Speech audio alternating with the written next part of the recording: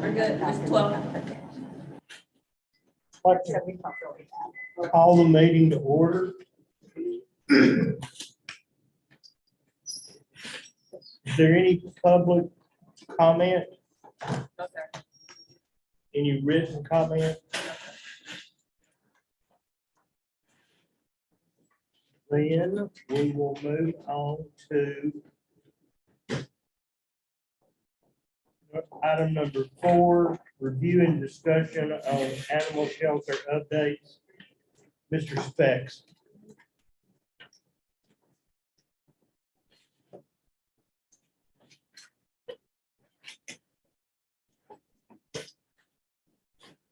Good afternoon. Just going to give my quick manager report. How things are going in the shelter. First thing I want to talk about are our transfers.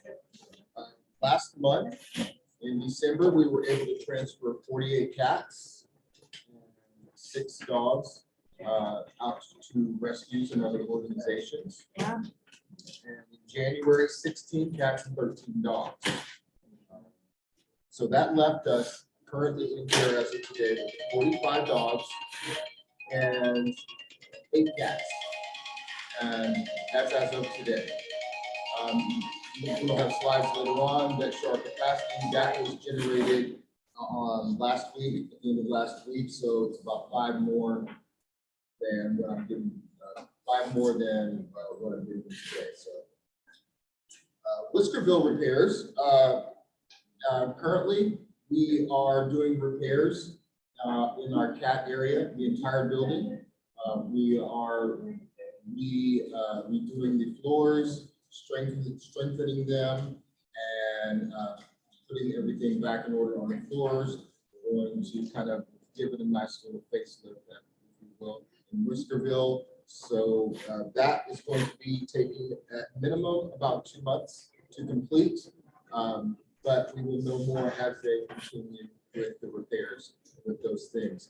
And that is one of the reasons that we did a lot of the transfers that we did and out to rescues with the cat so that we can prepare for these repairs in this building. And we were able to transfer all but 3 cats as of last week. And so up to today, we've had about 5 more cats come in. Cats that will be adoptable via PetSmart. We'll be putting our available cats in PetSmart. We'll also be reaching out to the fosters that would like to foster to adopt or foster them until they are ready to be adopted, as well as look at options for adoptions when they become available and when we have more space available in our main building to showcase our cats as well. We've also implemented and started a new foster program, which is going successfully. Currently, we have 2 animals in foster. One's a dog, Tommy, which you may have seen on our social media, Facebook, who's doing great. He's come out of his shell, and that's going really well. We've also had a dog named Moose, who's as big as a moose, and he went out on foster to learn a little bit about not being such a moose and being a little gentler, and he's now on a sleepover as well with a potential adopter. We also have Sunny the cat, who is just living his best life right now with his foster, getting great reports on that. So our foster program is growing, and we hope to expand that as well, reaching out to social media, reaching out to the community to offer more foster opportunities in the near future as well. We are also looking at development of a Tnr Pilot, and we are just looking at talks with First Colony Mall and determining what's the best course of action to look at the feral cat population in that area and work with local citizens and people, and those people that are there taking care of the cats, to kind of enlist them in this particular pilot to see if we can control the population through a Tnr program. Something, and we're working on what that would look like. Right now, we're developing the messaging that we're going to have.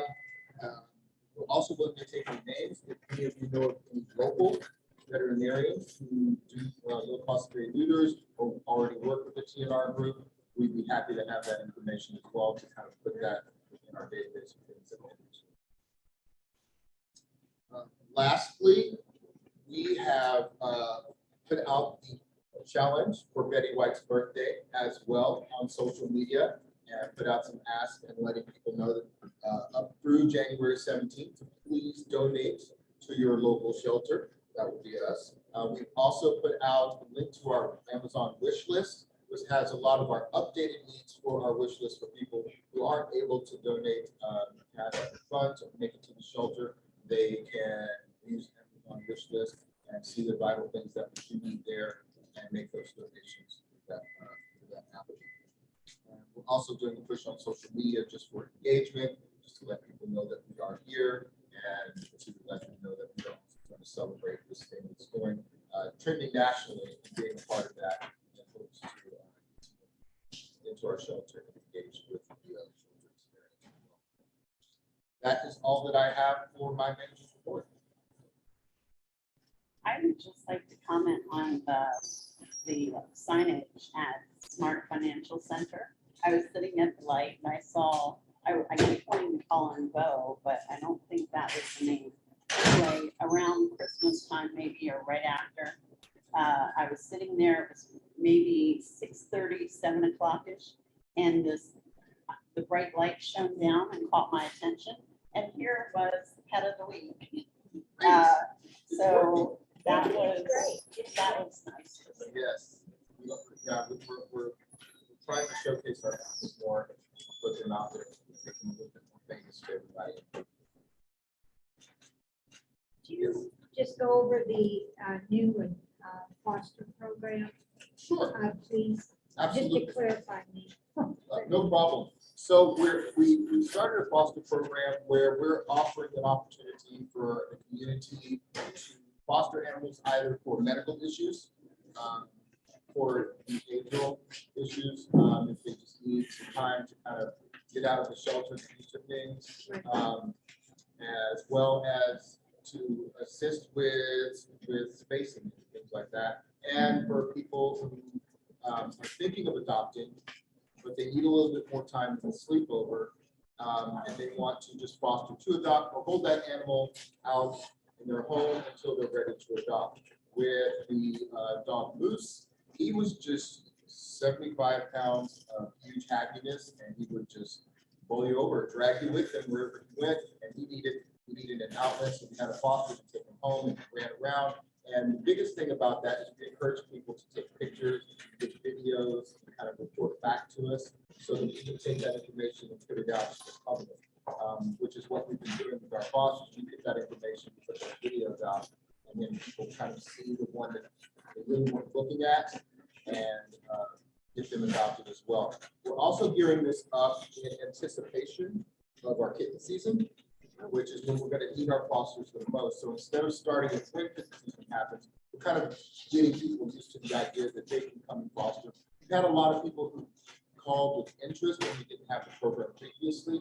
So we're making that available as an option. If you're not able to adopt and have them in your home permanently, at least for a little bit of time. And for people who are used to bottle babies, neonates, or just want to have some puppies and kittens run around in their house for a little while and tear it up, then we're going to give them that opportunity as well. To help them. Do they have to fill out a form? I'm sorry. Yes, absolutely. They have an application that they're filling out. Right now, it is a paper application because we wanted to get it out as fast as possible. We're working with our team here internally to get something online. It's a lot easier for them to fill out so we can capture as much information. And on that application, we ask questions like, how many animals do you have? What's your preference? Do you want something medical? Do you have experience with behavior? Do you want dogs? Do you want cats? What were you kind of expecting out of this? So we can get more of what they're looking for. They can tell us what they want instead of us telling them what they're going to take. Right. And that's worked out really well because we get that application and we look at it and like, I have the perfect animal for you. And then we invite them into the shelter, or if they're there at the time, and have them look around at some of the animals that are available and see if they want to take one right then and there. Or if they want to kind of think about it, come back, and we communicate back and forth, either email or phone about particular animals that they want. We do have them sign a contract indicating that the animal is under our care legally. That way, if we need to do any type of medical intervention or anything like that, that's going to be something that we would handle for them. We also give them contact information for after hours and during the day in case of an emergency, in case they have to go out of town, but they don't have the ability or the desire to take care of the animal or foster anymore, they can immediately call us back and we'll take them back to the shelter or they can drop them off. Do they just call the shelter right now or walk in or how? They can walk in, we have an application available. Okay. They can call the shelter and we'll email the application to them. And it's also available on our website along with a foster handbook. We created a foster handbook with some guidelines, Okay. some information, some tools to kind of help them get started on that thing. And then we kind of want to talk to them to kind of give them some best practices, especially if they have animals in the home. Some people we talk with, they've never had a cat before. So we talked to them about having a cat. Some had cats all their lives and all of their animals passed away. And they just thought they didn't want to adopt, they wanted to ease into it. We had some people just take an animal for a weekend. Over the Christmas break, we were advertising to just kind of take them out of the shelter for the holidays. So we're also amenable to that option as well, where it may just be that they have to do a week. Ultimately, we would also like to do that for transports. We have a lot of animals that we may want to send on a rescue and looking at transports and things like that. And sometimes once we have a commitment for that, we can have that animal foster and make available that space for another animal. And the volunteer would have first right of acceptance to adopt Okay. over If any they, other applicant? if they fall in love, that's Okay. foster No, well, fail is some- great. I, Foster failure, yes. yeah, I am really big in rescue and some rescue groups do not do that. That's They- how I got Okay, no, mine. that's great. That's Yes. why I'm asking. I just didn't know. Yes, if they fall in love, then that's what we need, and we tell that story as Even well. if somebody else wants them, they have the first right of They've acceptance. taken care of them, Okay. nurtured That's them. right. shown them No, love. that's, and all of the costs are picked up by the shelter and the city or somebody. Yes, we'll give them all the food that they need, if they need crates, or if they need Oh, great, good. a cat litter box, or anything like that. Any medicines we'll send home with that as well, any return visits, or if they need to be sprayed or neutered, or tests, we'll take care of all of that. We just want them to love and a home.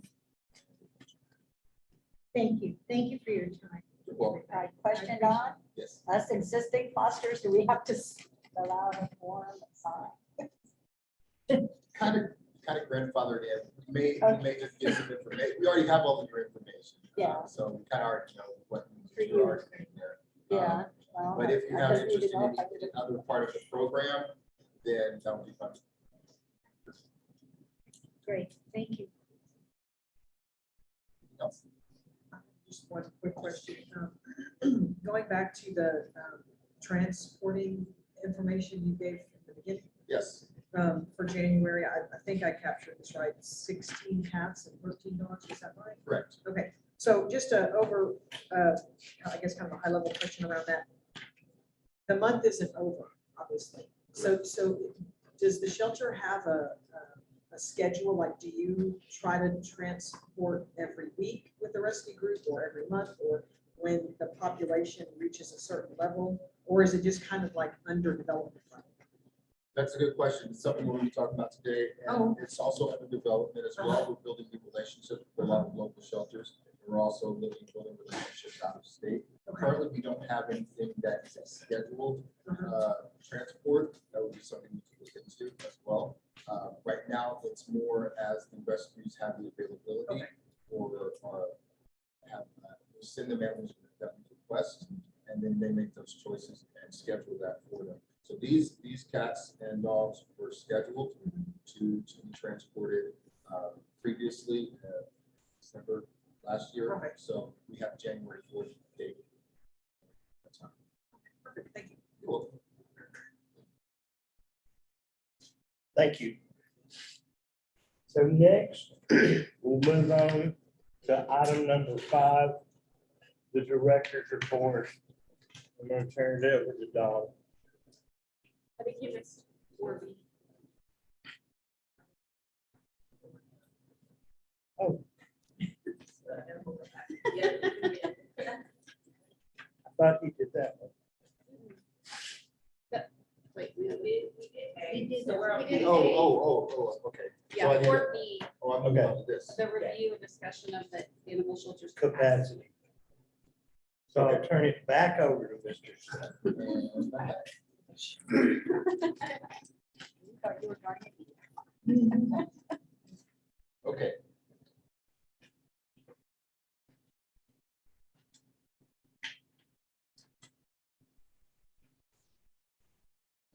And, so today we wanted to talk about animal capacity, what that means and how it affects the shelter. No, shelter life capacity is an issue, and it's something that we want to talk with the board, address, and get your thoughts, your feedback, and your opinion on how we should move forward.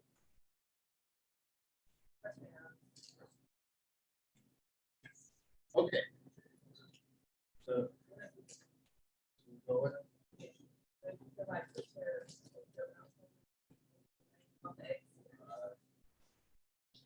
There you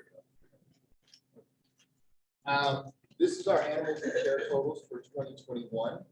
Not going to go through each and every, but if you'll notice on those totals, the numbers do begin to increase for a significant number of months, and it goes into the 200.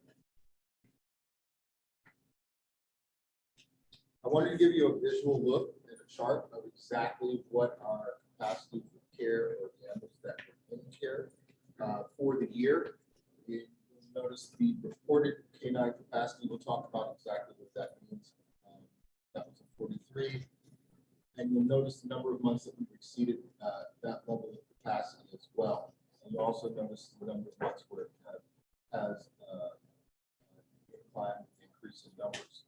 And our current number, our current amount was as of last week when we made this particular chart. So many significant months, we were over 40. Felines, same thing. Our visual capacity, reported feline capacity is 75. That's what's reported, required by the state to report. We'll go over what that means in a minute. But if you look at this particular chart, you'll notice a much more significant increase and incline of the number of cats that were in care. And the scale compared to that one, this goes into the 200s. Why was the highest one?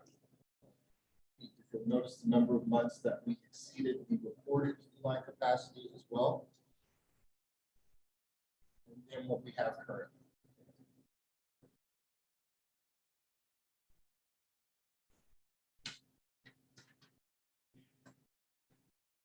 I want to talk about some factors that affect animal capacity. Our stray intake. We're required to take and eat strays within the city limits, but that is unpredictable and it fluctuates. It depends on the season. It depends on the reason. If it's the holidays, if it's a huge storm that happened, if it's kitten season or puppy season or anything like that occurs, then the stray intake can rise, it can fall on a daily basis. The adoption rate is also a factor, the number of people that do come in to adopt or to do sleepovers. Some of the things that can affect that is age. Many of our older animals, it's harder to find doctors for them, older cats, older animals. Any animals that have medical concerns, chronic issues that require a large amount of veterinary intervention are harder to adopt as well as large dogs as well. For most shelters, large dogs is the one that they have the most problems finding homes for specifically, and sometimes it is breed specific as well. Kitten season. You ask what kitten season is, I tell you kitten season is year round. You just get a winter break. So you get the break sometime in October, November, December. January is when they're going to start getting ready to have their babies, and by about the end of February to March, kitten season is in full swing. It takes about 63 days for kittens to be born, and then 6 months they are sexually mature. So any kittens that were from that litter, approximately 6 to 8, are now sexually mature to have their own kittens. And so you went from one cat that was pregnant to possibly 6 to 8 that were pregnant. And now those 6 to 8 can have up to 6 to 8 in their litter. And then 6 months later, you're back at it again. So it increases exponentially to the hundreds, starting with one cat. So kitten season becomes a factor that affects the animal capacity. And that becomes a year-round thing because it's most of the time. Viral outbreaks can also affect the animal capacity. Whenever there is an outbreak of a particularly contagious disease, animals aren't really available for adoption until they're medically clear. For certain diseases, leukemia, virus, upper respiratory issues, these can take weeks to months, minimum of at least 2 weeks, upwards of a month or even longer for the disease to clear, including ringworm, and sometimes they can reinfect themselves. So these animals aren't available for adoption. So those animals that are sick in that capacity will be staying until they're doing better. It reduces the opportunities for partnerships with rescues. We're able to transfer or transport whenever we do have an outbreak because we don't want to put those animals at risk that are in that rescue, and we don't want to ruin that relationship with those rescues whenever it's time.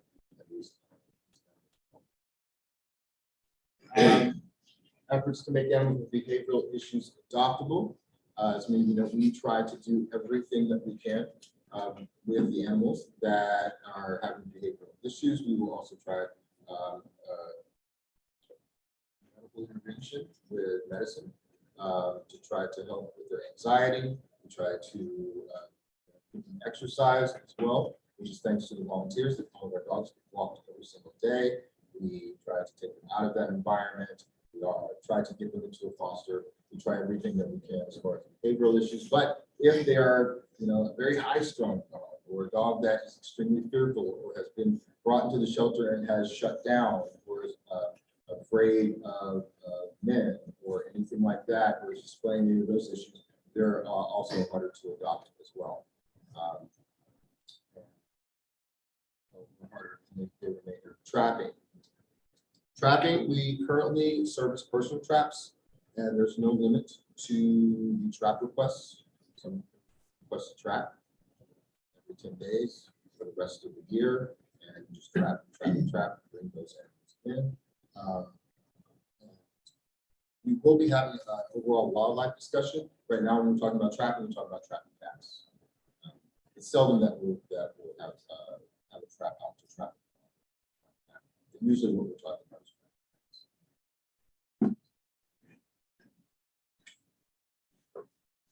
is current actions to address our capacity concerns.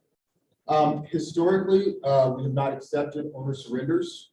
We provided recommendations on alternatives. We only accepted strays, and we give them the information out to other places where they can surrender their animals. We've expanded partnerships with rescues and animal transport organizations. We have renewed a lot of relationships and started up more transports of dogs and cats during this particular season. This is the upswing when we were able to do those things. So we expanded those partnerships. We're also looking into other partnerships as well to increase the movement of our animals. Social media posts regarding lost and adoptable animals. We've now started posting our lost animals immediately once they are lost. For those people who are looking for them, especially if they're here in Sugar Land, we'd like for them to come to the one place where their animals most likely will be. So we try to have those posted within 24 to 48 hours of the animal being there, so that also if that animal is not able to be reunited with their owner, any interest in that animal can be generated as well on social media.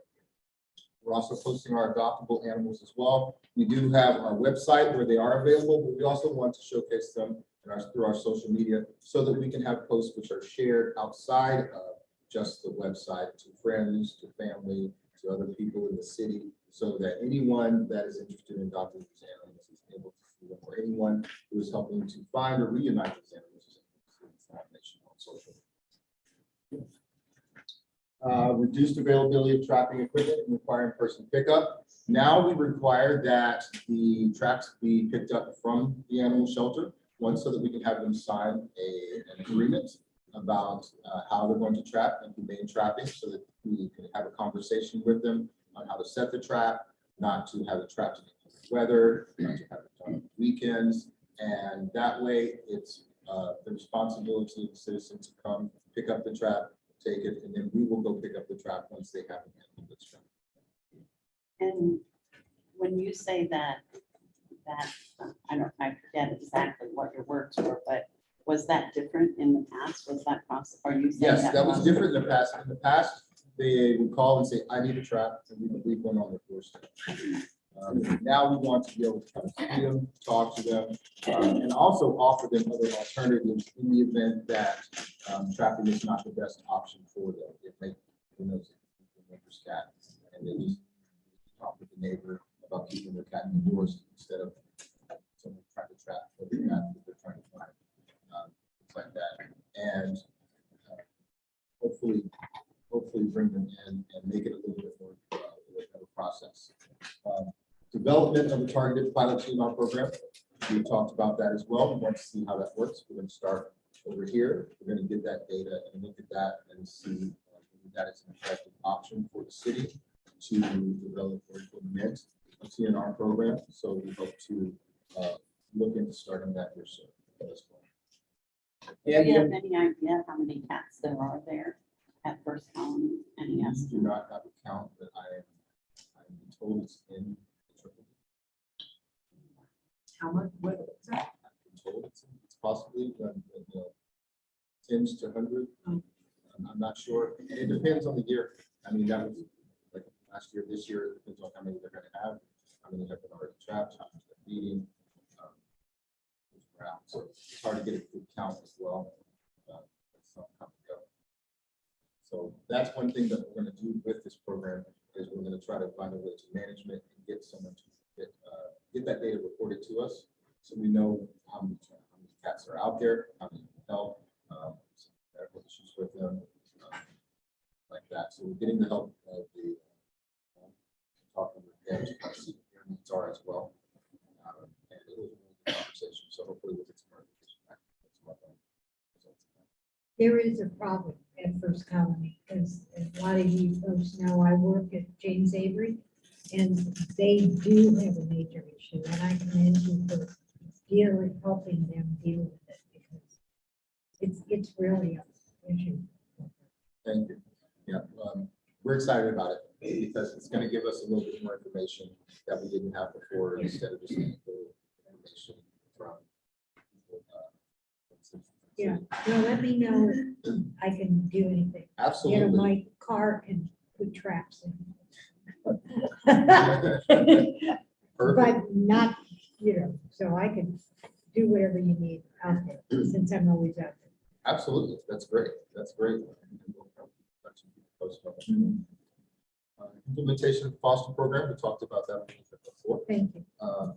And the foster program is something that I definitely firmly believe in, because not everyone's able to permanently have an animal, and some are just wanting to help in the best way that they can. And if it's just a temporary solution, it helps us in the long run. And sometimes you get an animal lover and you get an advocate out of it, and usually those who do foster tend to foster again.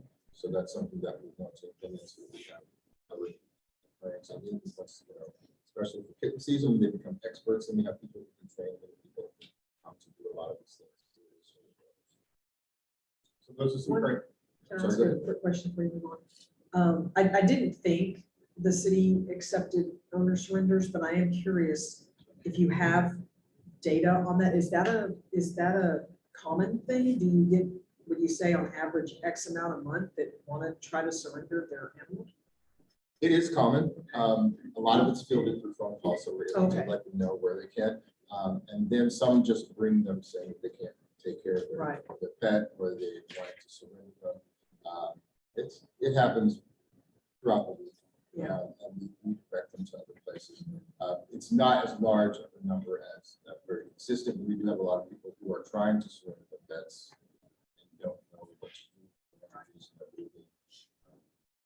Can't take care of them anymore or anything like that. So we give them better options for owner surrender, since our biggest thing that we're trying to control is the stray population. Right, because I was wondering, I just have in my head other organizations I've worked with, if you have seen a connection between the stray population and a chipped animal, oh, we moved, we left it alone. You know what I yes. mean? They're Oh, yes. deliberately being left behind. Deliberately being left behind. We're not, I don't believe we're really seeing something Okay. much like Well, that. that's Yeah, I'm glad about that. Yes. We're mostly seeing people who just, we're their first stop. Right. And then we tell them, hey, here's some places you can go, and then they usually take that. We have a long list everywhere in Houston and surrounding areas where they can take it. Okay, thank you. You're welcome.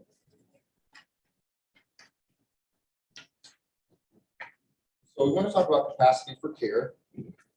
And when we talk about capacity for care, we're talking about how many animals can be cared for humanely, how many is reasonable, what is ideal, and what are our plans and things we have in place to deal with this capacity should it be exceeded. As you saw from the graphs before, we have always, not always, but most of the year exceeded our capacity. And it's very seldom that we're not at capacity. So I want to go over a little bit of information of what that is. Capacity for care boils down to the relationship between the shelter's intake, their outcomes, and holding capacity. Capacity for care helps animal service leaders make more informed decisions at any given time. This is an industry standard used today to help shelters prevent disruption to their operations. The capacity for care is the culmination of years of research. All shelters have a determination of what a capacity for care is, how many animals they're able to care for, and what that means. We want to look at what is involved in that, tools that can help describe shelter conditions and help make projections. There's elements that help tell the story of why tracking capacity for care is important. In front of you, you have the 5 freedoms, the welfare. This is something that we all try to follow in all shelter capacities. And number 1 is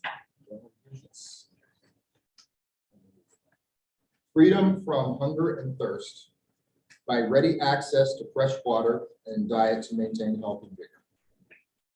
That's number 1. Make sure they're not hungry, they're not thirsty, they get the proper diet.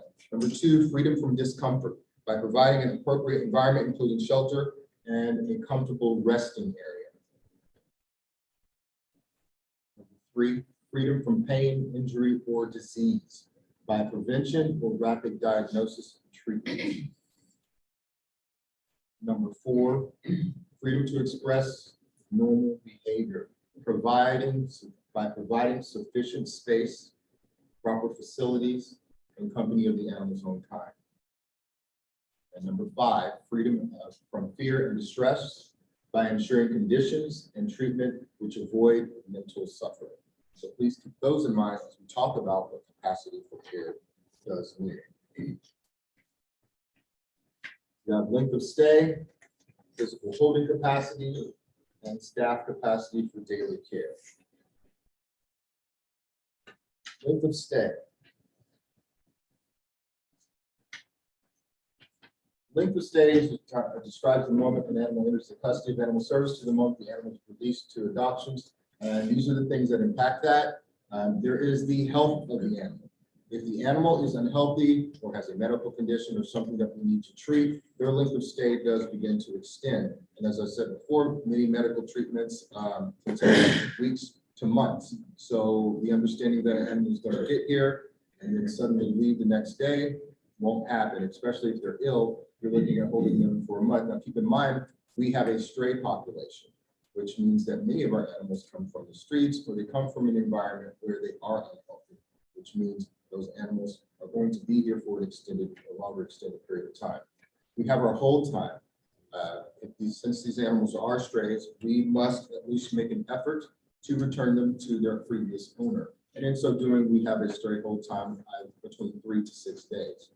And those are business days. So if we're closed, we don't count that day because we want the opportunity for the owner to be able to find their pet. If it's microchipped or has some type of identification, that's 6 days. There is no identification in the next 3 days. After that 3 days, they become ours, and that's when we are able to make them available for adoption. But before we can do that, we have to make sure that they're healthy as well. Then there's also the factor of popularity, preferences pertaining to breeds. If you're an animal lover, you all have your favorite, but there's also those that are a little bit harder to adopt or to find homes for, and their length of stay is a little bit longer. We have no problem adopting puppies and poodles and chihuahuas. That's not a problem. But when you talk about larger breeds, that have a little bit more needs for the herding breeds, or you have pit bulls, or you have just plain mixed mutt of a dog, then those have a longer length of stay just by the popularity of them. And that can change depending on what movie just came out or something. Suddenly now everybody wants a husky because they saw it. Behavioral qualities, that can also do the length of stay as well. If the animal came in and it needs time to decompress, or if it's having behavioral issues where it's acting out because of where it is and it's stressed out, or it needs too energetic, these are ones that are going to be here a little bit longer as we work on those behaviors to get them to a place where they're a lot calmer and less stressed as well.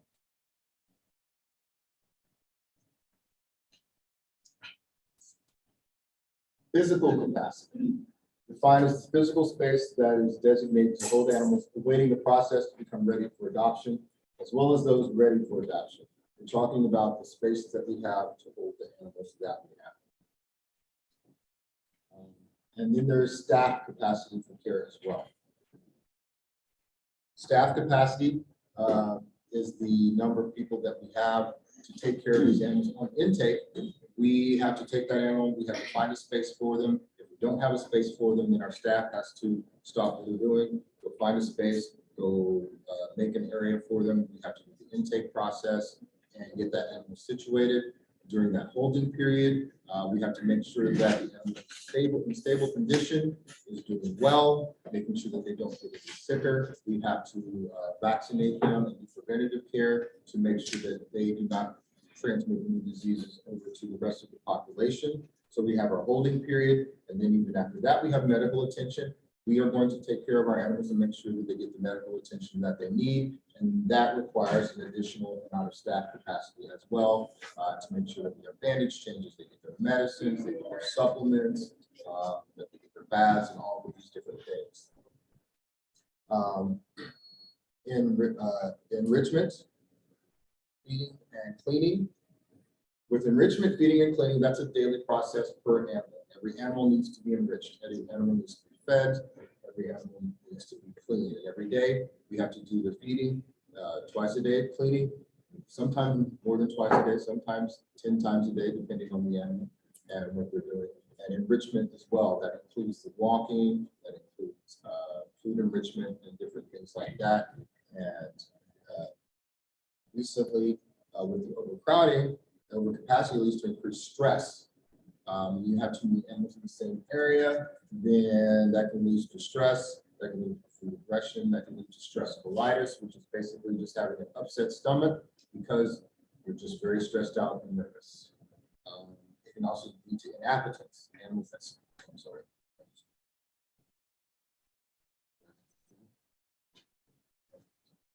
Inappetence, animals that stop eating because they're so stressed out with the environment that's going on around them, and they may not be used to having that stuff in their area.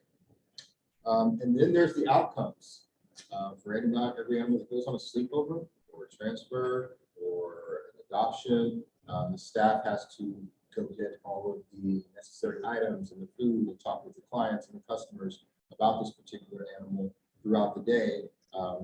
Even sometimes when they're cleaning, they'll stop what they're doing in the middle of their cleaning and then go assist the client, the customer with a sleepover. And sometimes that can take 20 to 30 minutes or an hour, however long it takes for them to know that animal. And then they have to resume their feeding and their cleaning as well. So there's a level of capacity that the staff has for care of these animals as well. As the number of animals increase, the capacity for the staff to take care of those animals will also.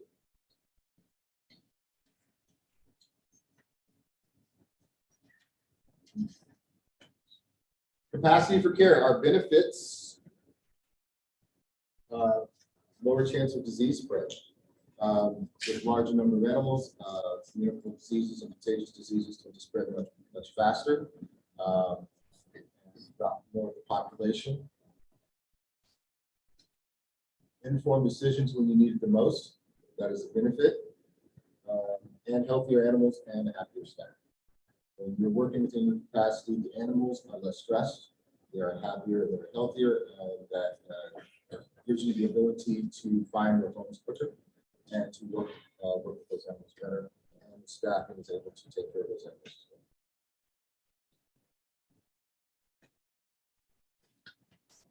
Okay. Just wanted to revisit those numbers again. We were talking about those numbers, and you see those higher and higher into the 200s through most of the year. So we want to talk about our capacity for care calculations.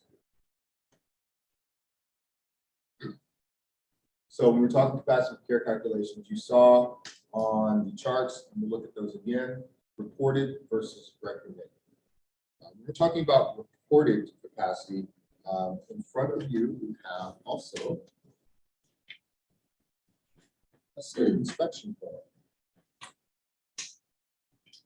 This is a form that we're required to fill out annually. I won't go into the details of the whole form, but somewhere on this form, on the last page, one of the things that it asks is total number of cages, total number of kennels or enclosures per species of cat and dog. And that's just saying how many cages do you have to put into your building. In every space, every nook, and every cranny, count every single cage that you have. That's the reported capacity that we have. Total number of kennels and cages on hand, including what we call our metal bangers, which are our metal kennels that you see that we put together as well throughout all of the rooms. So filling up all of those rooms as well. Versus recommended. Recommended is based on the physical space that was built into the kennels, accounting for isolation and special needs rooms throughout the building. So it's talking about the space that was made for animals, and then those additional spaces that are available both in Whiskerville and in Barksburg, where we have separate rooms for special needs animals, for animals that need to be removed from the population for isolation, that need to be maternity. They may be pregnant and about to have puppies or kittens, or some that have, for a medical reason, need to be in the population, or for behavioral modification, so that they are not shutting down or they're not overstimulated in that area where the main animals are. We're able to work with those animals individually. So we have a reported capacity of the total number of cages that we have, and then we have our recommended capacity. For cats, it was reported 75 was our reported capacity versus our recommended, which would be 50. Our monthly average is 121 cats for 2021. For dogs, our reported capacity, counting all the kennels and all the metal things we build and putting in all the rooms, is 43 versus 24 recommended, which would include kennel space and the rooms that are available for special needs. Our monthly average is 45.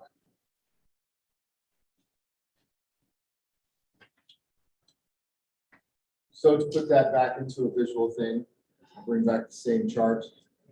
And you saw our reported capacity, how many months we exceeded that. And you see the recommended capacity of the number of kennels along with the special needs. And how many months we exceeded that. Same thing for cats. Reported 75, recommended 50. And the number of months we've exceeded that. And by what magnitude we have exceeded that. And the capacities that we talked about and those things that can affect them.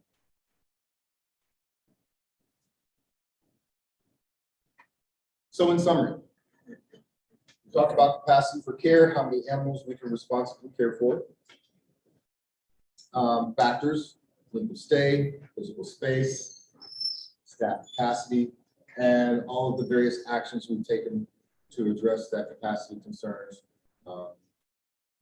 Rescues, fosters, all of these different things, decreasing our trapping, all of those things. So we want to talk about additional considerations. Our stray intake only by appointment as capacity opens in no intake. That is something that shelters do offer to intake strays by appointment, so that if there is not space, then you make an appointment and counsel them on holding the animal until there's available space, and make a date in the future. Don, I have a question on that. I know when we talk to people, we'll bring them in, we say, how long have you had this animal? And if they say miraculously it's 10 days or more, no, it's your animal now. So if we're doing this by appointment only, are we going to make provisions to go over that 10 days if we're Yes. saying?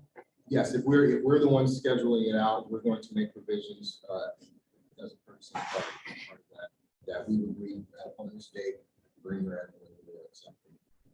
Because that gives us the ability to move things around as best we can. Trapping, no servicing of personal traps that people own, and let them do that on their own. Offering a fee or limit on issuance of city traps. Currently, there is no fee to pick up a trap, and there is no limit. They can get a trap every 10 days or the rest of the year, 36 times a year. Or we limit the number of times per month or per year you can get a trap for us. Don, Yes. if we're not intake, if someone has a stray and for a number of reasons they can't keep it, does the outcome become that they let the animal go again? If we're saying we can't take it. Well, I'm not sure. These are just considerations or options. This is Okay. not anything we're saying we are now doing. Okay. This is something as a board we want to talk about. You know, we want to get your recommendations. We want to get your thoughts on these things. And these are just some considerations that we have heard throughout different industries and reaching out to other places. And we want you to see, you guys can have a conversation about that as well. And then also, once our capacity is reached, and you saw the numbers, we can't exceed our capacity to that level. That capacity here diminishes for the staff, it diminishes for the animals as well. By a magnitude. When our animal count exceeds our capacity for care, and all avenues have been exhausted, which people always try. As much medical as we can. That's it. I'm in that. So I would do as much behaviorally as we can, but we have exhausted every avenue that we can. What are the options, or what are the recommendations? Like to hear from you. So I put these two charts on here just so you can see them side by side as a review. And we'd like to get your feedback regarding capacity for care calculations, reported versus recommended. Feedback on the additional considerations to address capacity concerns in the future. So are we going with the numbers that we discussed when we were talking about a new shelter? Are we going with the same numbers? I believe we had an estimate of the number of animals that you would likely see for a population the size of our city. So are we trying to ratchet back? Are we trying, is current size of the shelter going to dictate number of animals we take, no matter the size or the population of the city? Or, I mean, we say that we're currently at capacity, that there's not likely to be a lot of new developments and things that happen in Sugar Land. So like, I'm just trying to get a feel for, are we trying to say we're only going to take what we currently have capacity for and turn down what might come in? Or do we have a population that is likely to present us with X number of animals due to the size of that population? And somehow we are going to have to deal with that, whether it becomes that people leave them out because you don't have capacity. What are we thinking with that? That would be my first thought. That's the first thing the first question I had in my mind as we discussed this.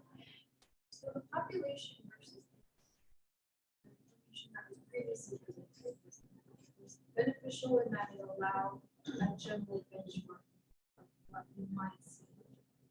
But that's not necessarily the direct correlation of what we will actually. So what we're trying to determine right now is what do we need to address the immediate issue given the facilities that we currently have. In future meetings, we are going to be talking more about the future options, but our concern right now is how do we make sure we don't get back into the situation that we saw in August, September, October, where we were drowning in animals and struggling to keep up with them.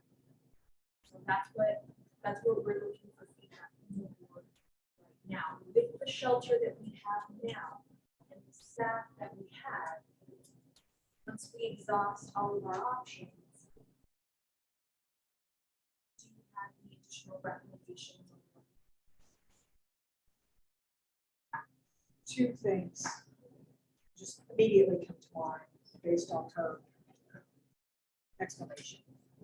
As you mentioned earlier, you explore opportunities with rescues, and your foster program that's up and running, as that gets bigger, it could possibly, depending on how you wanted to build that out, address the question that you brought up.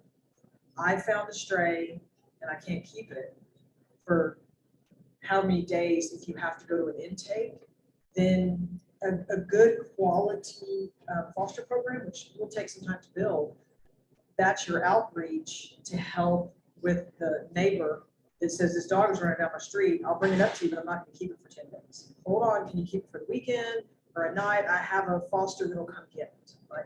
There's a lot of strength that can come out of the foster program, but it takes time to build that. That's a very dedicated community that I think is worth exploring, getting that community to grow. It can be a very strong community Great. of Yes, volunteers. Is what I mean. absolutely. So you can leverage that to help address needs around capacity. Don, is there some sort of network with all the other local, like Humane Society, HSPCA, where we know their capacity and how much they can help us? I mean, is there a sort of Not system, or is No. it just getting on the phone saying, hey, I got 2 cats? It's getting on the phone, calling, sending emails and things like that. And so what we're talking about is that we're saying that consideration, this is once we've exhausted all efforts. I think, sorry, I can't hear that well, so this might have already been addressed. I think that there might be some room in between the recommended and our reported numbers that we might be able to manage. It might be slightly higher. Maybe that should be something that's workshopped. But then I think we refer out and say that the city is working on building a new shelter, and then we'll have room. I think this is a reason to prioritize getting a new shelter and more room. So one thing for y'all to remember, and we'll talk about new shelters in the future, but you just, with a new building and more space, you just set a new threshold for what your capacity for care is. It's a void that will eventually be filled. Yes. And Animals will. Okay. Well, Yeah. perhaps, because there are more northern cities and towns that have shelters and have no animals. Now, that's a long runway for Texas for a lot of reasons, but, you know, there are places that have shelters and have no animals to fill it. well, and Dawn is doing really good work developing those relationships and for options on how to, once we have those relationships, how do we get animals up there? Because it's not just about having someone on the other end willing to take them.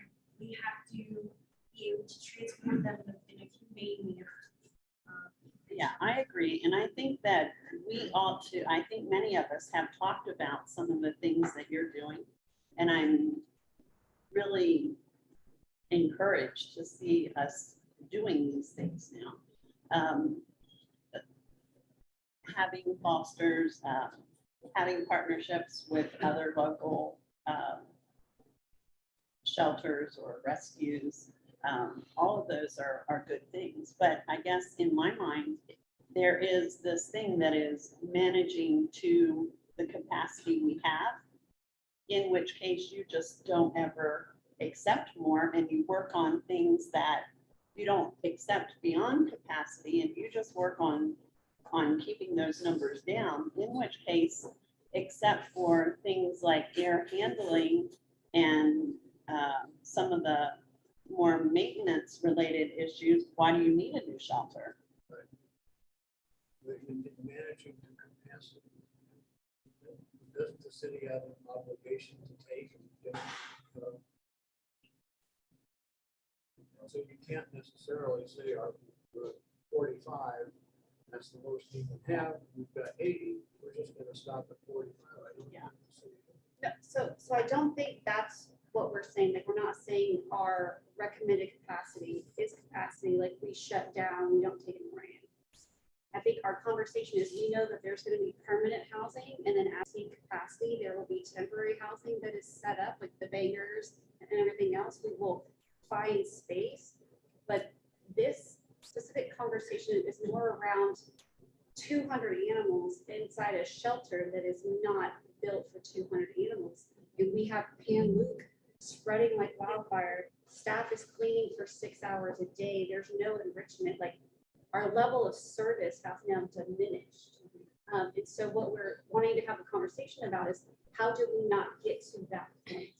Dawn, we're gonna say, has done an excellent job. He's transferred animals out. We've gone through, we've utilized our foster programs, but we are still climbing with, and we are reaching the tipping point of where it is unhealthy for the animals, it's unhealthy for staff.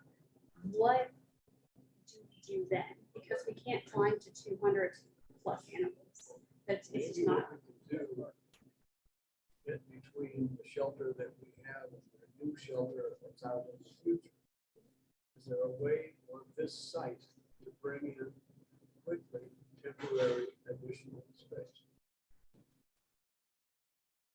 I'm bringing another building that's Not a going to new fall shelter. apart. That's. Not another what's going on. So can we bring in temporary housing? If we're looking to do something No, with I'm saying no. animals that are pending right now. if we get into Something we are on a less than permanent basis.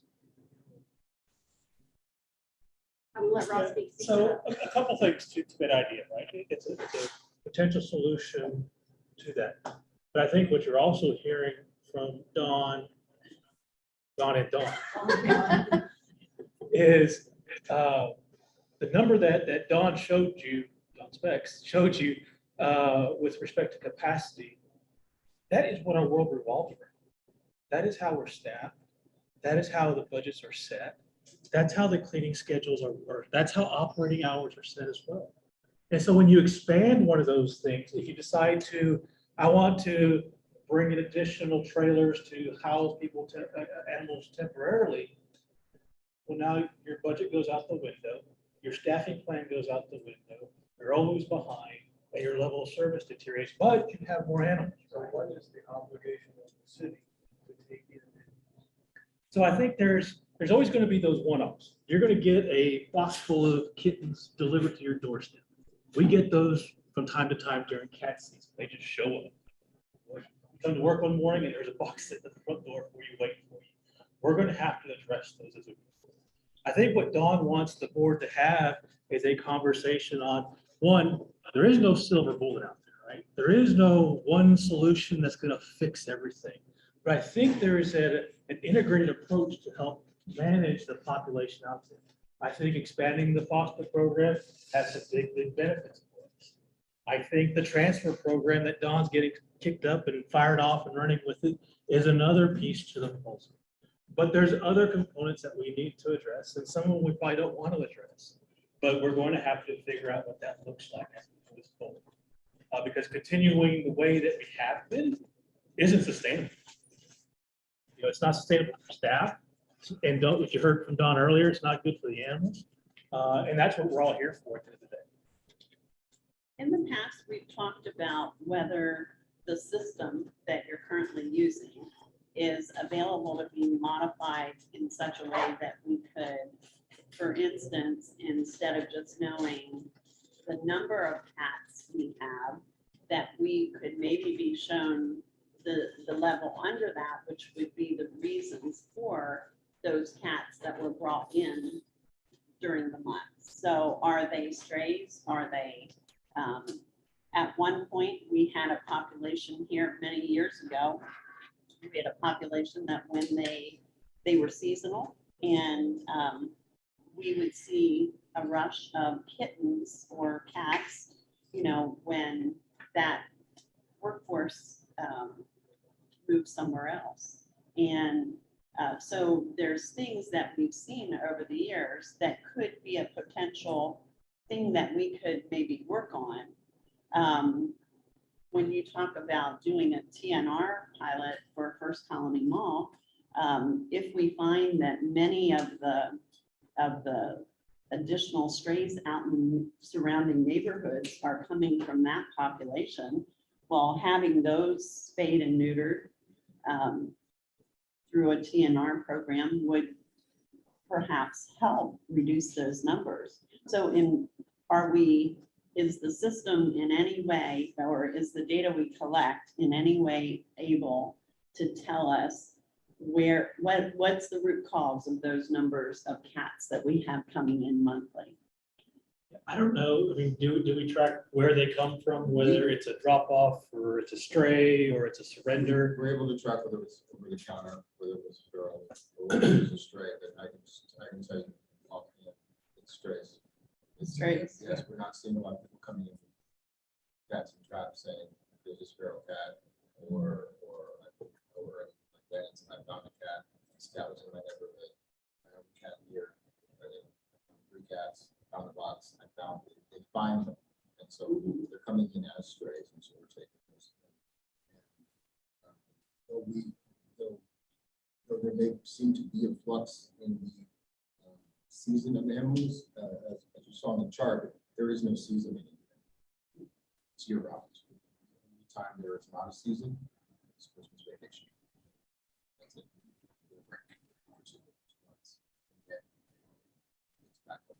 So that's the main thing to look at, is that it's not a seasonal thing.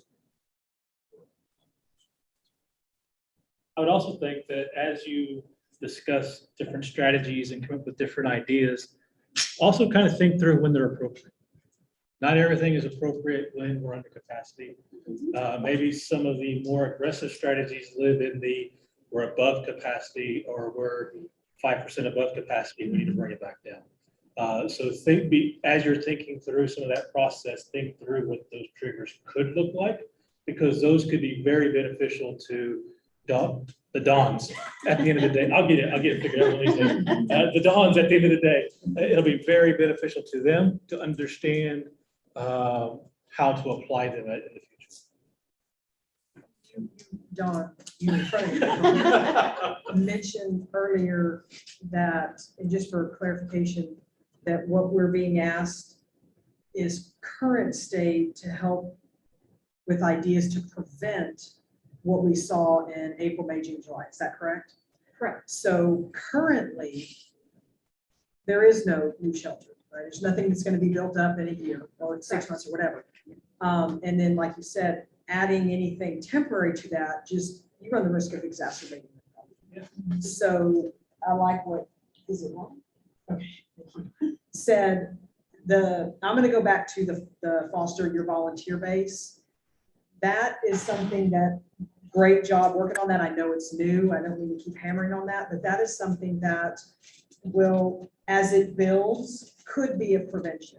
A rescue group that I work with, they just have to call me at any time. Yes, I'll go get this dog, right? It's a strong community. Before the Christmas break, they cleared their shelter of over 40-something dogs just by emailing, blasting everybody.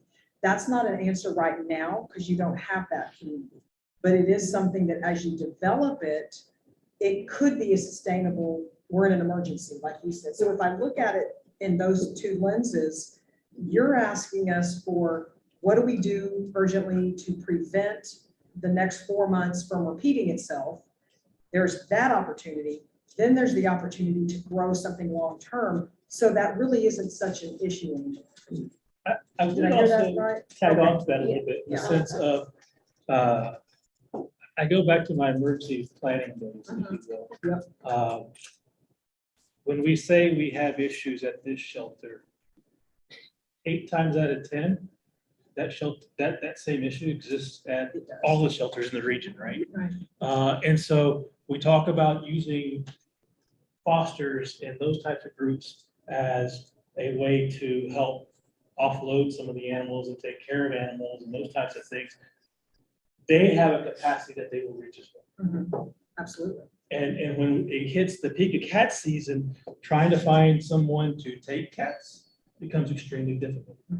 And so you run the risk of, we need that year round, but we also understand there's gonna be a peak in the demand and the capacity from the foster programs. And what are we gonna do at that point? So just keep that in mind. It's an important part, don't get me Right. wrong, but they will reach a capacity here at the regional level as well. And I know John has talked to some of our regional partners to see what they do when they reach capacity. Yes, I just gave some calls to some places and just kind of asked both municipal as well as nonprofit. And usually what they do is they don't even have these types of conversations until they've reached a certain threshold. And they look at what animals are having chronic medical issues that are not sustainable, behavioral issues that aren't able to be corrected. They utilize their veterinary recommendations to determine which animals are not part of the program. But they don't do that. It's not a daily process. It's not a monthly thing. It's not something that comes up on the 1st or the 15th. It's something that happens when that emergency situation.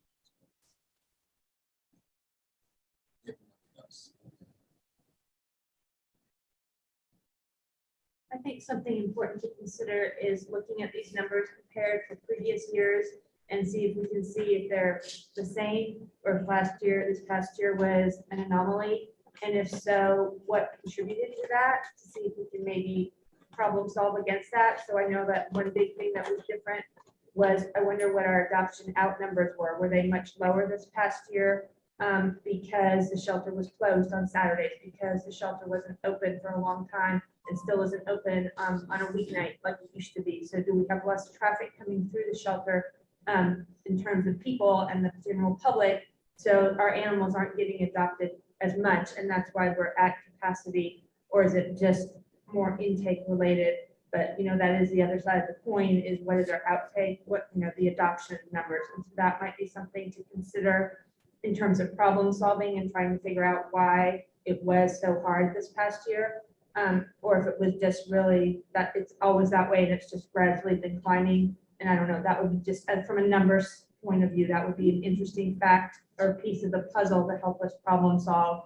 You know, are we just, the population's getting bigger? This is just a trend, the numbers are getting bigger? Or is it really, oh, this is one thing we changed at the shelter during this time. We weren't open at a convenient time for the public. We had less adoptions overall, so our capacity was higher for longer periods of time because we adopted less animals out. I mean, that's not going to solve it, but that would be something to consider, you know, what has changed if these numbers are really high compared to previous years. Yeah, next meeting, we can bring back a historical look at our numbers for the past 3 to 5 years or whatever we can find. Yeah, that's not a problem. I think it's great to look at that, but we still have to have the discussion of what the threshold is and what we're going to do when we reach that threshold to maintain that capacity. And I would go back to that. I mean, that I think it's a good example of what happens when you have 200 animals in a shelter. Is we talked about how we're structured and the amount of resources we have dedicated to it. We have to make a decision of how we want to allocate those resources. And we made the decision early on that we wanted to focus on taking care of the animals and cleaning and those types of things. And the downside to it is now you don't have the resources to run a nightly adoption event or the weekend type of thing because we got to get people back in. So not managing stuff up front affects the back end as well.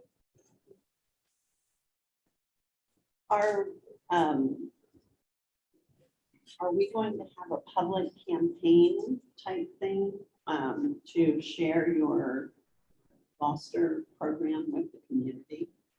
Yes. Because we have, you know, there's all kinds of different groups in our community. I think of the Yes Kids, the program for high school students. And, you know, they're always looking for things to do. I get phone calls and I forward them to you guys about kids there looking for volunteer hours. And it just seems that some of them together with parents might be willing to do that kind of thing if they knew about it. And there's probably others. So one of the things that I encounter a lot in the community is that we have a reputation for being, for euthanizing. Whether it's true or not, that is the community perception. And something getting the word out that we're trying to change things and we're trying to, you know, create a foster program, I think could help change people's opinion a little bit. And it would, I think that is a great opportunity to, you know, to communicate with the public. And we have, so we did a social media campaign. We will continue to push it out through Nextdoor, through all of our media outlets. So we work with communications to do that. But as y'all know, we communicate that we have a shelter for how many years, and still you hear from people, I didn't know we had a shelter, you know, so there's no way to reach everybody, unfortunately, but we do our best to get it out there in all of the channels that we have available to us. And y'all are a big part of that to help us get information out there, talking to your friends, sharing posts and things like that. Posted on Smart Financial on that bulletin board. Well, Sign up for foster program. I mean, a lot of people are sitting at that corner for a long period of time waiting. And I think we do post up kind of an animal of the week, if you will. Yeah, but you can we were ask talking about us that earlier. about our foster program underneath the block. But I think you hit on a valid point in the sense of what is that overall marketing plan? You know, we talked about it being just for fosters, but in reality, it could be that bigger marketing program that you could potentially come up with and understand what that looks like as a potential strategy, right? It's not going to be the end all be all, but it could be one of the many that we come up with. Yeah. I really like the ordinance that Sherilyn has had for a while, that we do not kill for lack of space. So whenever people talk about our being a kill shelter, then that is the biggest defense. I think that is a very important piece of our PR. And when we're looking for funding to build a new shelter to increase capacity, I think that letting everybody know that we do not kill for lack of space is I think it's going to be a very useful tool in allowing us to save more animals. So I'm not ready. I'd like to see how all of our efforts that we're doing are playing out. And I think they're going to play out more. As we get a bigger foster program, I think that's going to create a bigger cycle. And I just like to see where we're going with all the efforts that we're doing. I'm not ready to look at changing that ordinance right now. I think in my mind that that fits with what Dawn was just saying about the people who don't know that we have a shelter. That has been the ordinance for a long, long time. That I don't think it's an ordinance. It's just, It's our guidelines. our guidelines and our operating policy. Okay. Yeah, it's So- not in. That's true. But I think that not a lot of people know it, and I'm betting that all of us in the community talk to people and let them know the error of their ways. I do private PMs sometimes for people who have good intention, but the wrong idea, or they listen to what somebody has told them that's incorrect or something like that. But that goes back to the marketing plan, having a cohesive, when we get this question, this is what we say, and figuring out how to put that out to the community. I don't see a marketing plan before me that has those answers, but certainly, if we got the right heads together, I think that is what we need to let people know about the foster program, but also there's probably some other things like that we don't euthanize for space and things like that. I think that's been kind of those practices that we've been doing for years. I mean, I've been in the city for 12 years now, and I think that has been kind of a constant ever since we've been here. But I do think that as we have these discussions, which I don't think we really had these discussions with the board in the past, is to kind of understand what happens when we do all these things and we're still buttoned up against that number, or we're over the number, then what? And I think that's some of the things that Dawn wanted to kind of visit with y'all about today. I get the fact that we don't like doing those types of things, but that might be our last ditch effort at the end of the day to bring this back down is something we might need to talk about and figure out. Understanding that we have triggers put in place for all these things, and we're not going to that day one.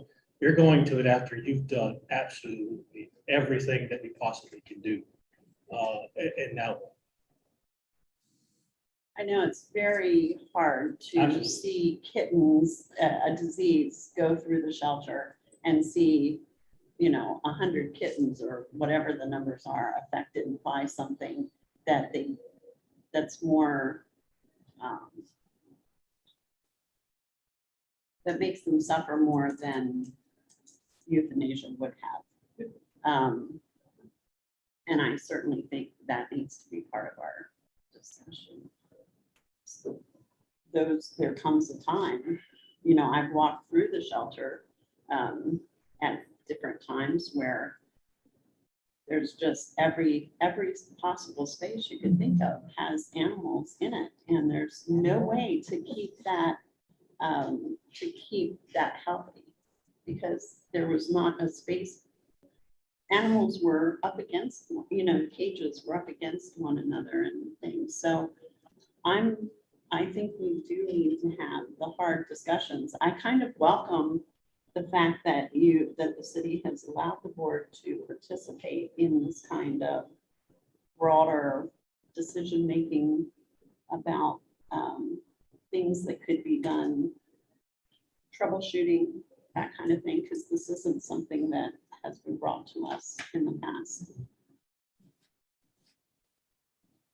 You kind of look at that as a safety net, right? You've done everything. We're going to continue to refine things, continue to grow things. over the next couple of years, new things will come out. We'll try to implement those as strategies as they come through and bring it to the board for consideration. But you got to have a safety net at the end of the day. And what does that look like? And then I think that's kind of what we're almost getting at earlier. I love animals and I'm for saving as many as we can. But I also sit here and represent the people that don't want our taxes to increase because we take every single animal and save them no matter where they're, people began dropping into our city at various points in time because they know that that there is no euthanasia for space. And so we know that all these different things happen.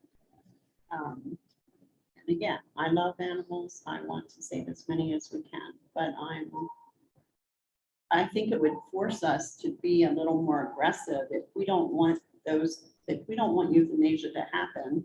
If that's there somewhere, then everybody in the whole system, including the community, should be working their hardest when we say, okay, it's red alert.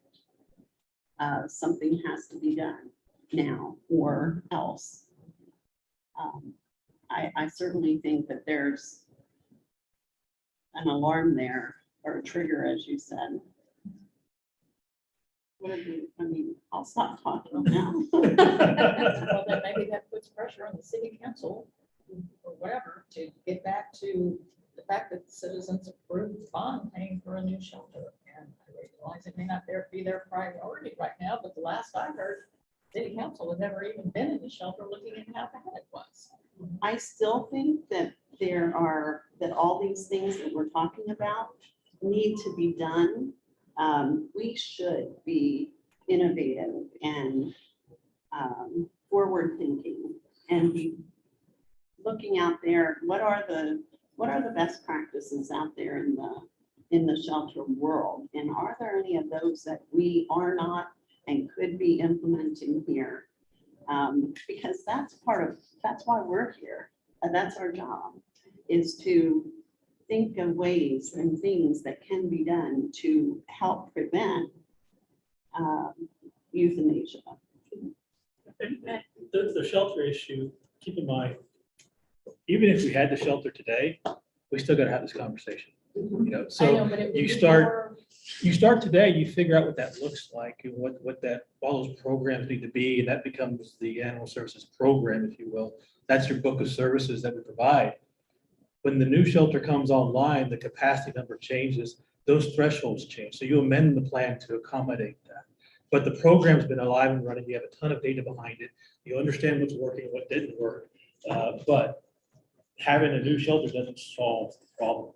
Right, but alluding to what Barbara said earlier, it would more reflect our current population as a city. I mean, well, I don't know if it does. I don't know, I'm not sure what that number, I'm not sure if we're saying that every city our size has this number. When we talk about the more northern cities that don't have, they are certainly similar population, but don't have, well, that's true. And there's a lot of reasons, like I alluded to when I made that comment, that it's just different in the South. But that doesn't mean that we should not be forward thinking and trying to come up with as many, as a team, everybody coming up with as many different things that can be implemented. And I think a robust program would help the shelter employees avoid getting to that. Well, it would maybe not avoid it in the short term. In the short term, you're going to encounter it again. But if we implement those practices, it should help either put solutions in place that move those animals somewhere else, or give them an idea of, or give them a manual, if you will, that says this is what happens when we reach this number. And they know that's kind of community sanctioned. And I think that's the exact thing that we would like to get to. You have tiers or different levels of, you reach this percentage of capacity or this percentage and it triggers this, or the ability to consider these different changes. And by no means is that ever something that we want to do. Our goal is to get every animal adopted. But it would be at the worst cases when we are exceeding capacity, we can't keep just putting cages up and stacking animals. It's just not the right thing to do. And I think you'll all feel the same way. So that's exactly right. We just need some guidance on what y'all would like to see and support when we exceed capacity. Well, I would say number one is really increase that foster program, because if we can get people who are willing to take an animal and nurture it until it's safe, that would be great. One thing we can do, we all, I'm sure, live in subdivisions that have homeowners meetings every year. You go to a homeowners meeting, just say, hey, I'm on the advisory board, we're really looking for help with our shelter foster program, and if, you know, we've been over capacity for half the year. So whenever we get to that point, we would love to have people volunteer to take an animal for a short-term basis. Please go to our shelter, and if you don't know where it is, it's at 101 Gillingham, go over there, sign up for it. But I mean, you have to get the word out, not on social, you have to get to people. So Physically. where are you going to have your people meetings? All right, Yeah. homeowners association, you're going to have your whole little subdivision, or at least a good chunk of it there. That's a good way to get to the parents, blah, blah, blah. Susie, you're so involved with the Girl Scout program, have meetings there, and with the, when they have parent kids meetings, PTA meetings at schools. I mean, there's a lot of places you can go and actually talk to people and not just go, oh, I put it on next door. Well, yeah, I go on next door maybe twice a week. Yeah. And No. only if there's something about an animal, I go, oh, Yeah. there's something on an animal, I'll go in there. But if they're not looking for an animal thing, they're not gonna go in there. No, So, I agree. I mean, so an example, what is it, next week or the week after? We'll be going to our quarterly HOA meeting where all of the HOAs in the city send reps. Mhm. We're gonna be highlighting the foster program. Mhm. And then we usually will give them content to put in their newsletter. Now, can we physically attend every HOA meeting? No, but we do have staff in the city who routinely does. And so it's getting that information to them. So I think in the next few months, you're going to see a full-blown marketing plan and campaign come to you of how we want to move forward to get our information out there, get animal adoptions out there, get the foster program out there for an ongoing long-term basis. So we are working in that direction. Do we have, you and I have talked about the donors, the people who donated the sheets and Yeah. and things like that being, I don't know if they're an email blast list, or I don't know what exactly they should be, but I mean, we have several hundred people in our community that over the years, when I put a call out, they will bring blankets, sheets, dog beds, Owls, whatever. stuff like that. And, and those people tend to be the animal lovers in the community. And it just seems like maybe there's some way to, I don't know, harness their, that's a subgroup of our community that has already shown you that they're supporting the shelter. Right. And maybe could help get information out. And I have some of the emails, but some just drop off at the shelter too. Anyway, that's something to consider. Yeah, I don't think we track for like donors and in-kind stuff like that. And we don't track who's providing it unless it's per policy. We have to track $250 or more for council acceptance. But I take their name, address, phone number, because I'm often going out to their house and picking it up, or they're coming to my house and dropping it off. Dropping it off. Yeah. So I usually have their contact information if they dealt with me. But anyway, that's just that's not at the top, I don't think, but it is a group of people who have shown that they're supporting the shelter. And it seems that there should be something we could do, even if it's just communication, that they send out information or spread the word. I don't know, just a thought.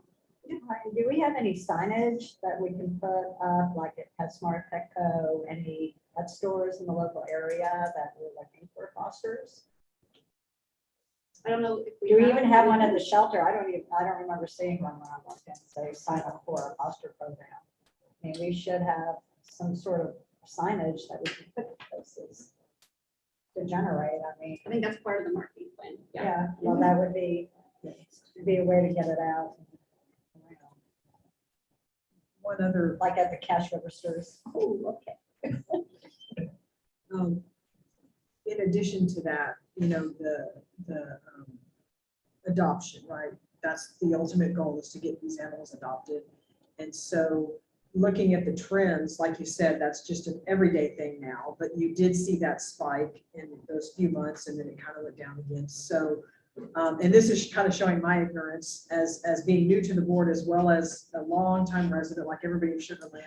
You know, maybe you look at, and it's hard to do this now because of, again, those trends are happening all the time. You're probably at capacity now. Ahead of certain peak times or when you may expect it, you ramp up, like what are the adoption days, right? Or reduced adoption fees, or one day a month is a late night to find the animals home. So as part of the marketing for the foster and everything else, that you look at, okay, we're expected to be at capacity in July, maybe in April in the spring, we have come to the shelter day and see the dogs and tell their story. And this dog that had a behavioralist, you know, you kind of market it that way in terms of, you know, like you said, Dawn, the people that are like, I didn't even know we had a shelter. So are there people, a population of the city that are going down the road in Fort Bend County to find their animals because they don't know that we're here, right? Or you know, the city's growing, right? The whole county's growing. So we're getting new residents all the time. Where are they going? Are they going to Rosenberg? Are they going into Houston? Are they going off of 521 to SPCA? Let's get a little competitive in terms of your forward thinking. So how can we better, or do it differently, not better, but how do we become more forward in advertising? We've got some pretty cool dogs and cats over here that need a home, right? I've been sitting here also commenting on the foster, so that's obviously a program to boost, but we also want to find them a home. So what can we do a little differently around, I mean, is there a, you know, adoption week or Sugarland Animal Week or something like that, that we really publicize in those HOA newsletters, in our conversations, and let everybody know, hey, coming up the month of May is, you know, I'm just throwing out suggestions, but you know, we're going to be open early on a Saturday, or we're going to stay late and put all the dogs, you know, in the yard, or whatever you want to do. But somehow let people know that we have some pretty good animals here and they don't need to go shopping. Adoption have events, we- yeah, thank you. And so Took just me all to, back just to say adoption events. and to tag on, we do like reduce adoption fees. Uh-huh. I don't think We haven't charged adoption fees in over. Yeah. That's good to know. Yeah. just to, yeah, so we do Yeah. that, but I think those adoption events can again be incorporated into the marketing plan to have. Right, because there's a lot, you know, and everybody knows this, but there's a lot that goes on in the city, right?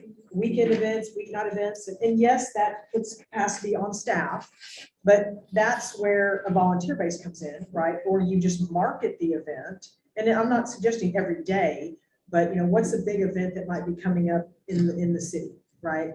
That you can maybe get a flyer at, or get somebody there.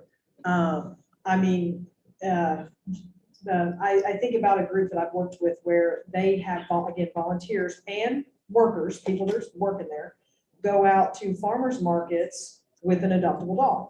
Now, I'm not suggesting we do that at the farmers market, but it lends itself to that forward thinking. What could be done a little differently with adoption events to get the message out to more people is my Well, thought. we do participate in a lot of the city things, and we do bring adoptable animals out, like we did it at Constellation, we've done it at Town Square.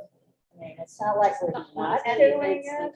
And so having that, Is it plan. consistent though? You know, 'cause sometimes consistency, but again, it goes back to requiring more manpower, I mean, there's a lot of moving parts, but I think there's a message that we can look at to get out to more people. Well, There's a and lot of manpower and labor associated with that. Yes, But yes. Peters has indicated an interest. Yes, that's what I was. Routinely participating with us. And so we're looking at. Do we need maybe like a marketing subgroup to work with like the city's marketing specialists? To make sure we're utilizing all of the city's resources that are available to us? We had a group, we had a subgroup that worked on a plan for a little while, but we brainstormed a list of activities. And we have that, I mean, I have it, the whole group had it, but we did things like the skeeters and we prioritized them. So the group ranked them. What do you think of these things, which are most likely to generate outcomes, you know, taking animals? So there's being there participating, or there's being there and saying, we need to move 10 dogs today, and getting the right people, you know, or the right eyes on that and the right guests so that you have people who want dogs.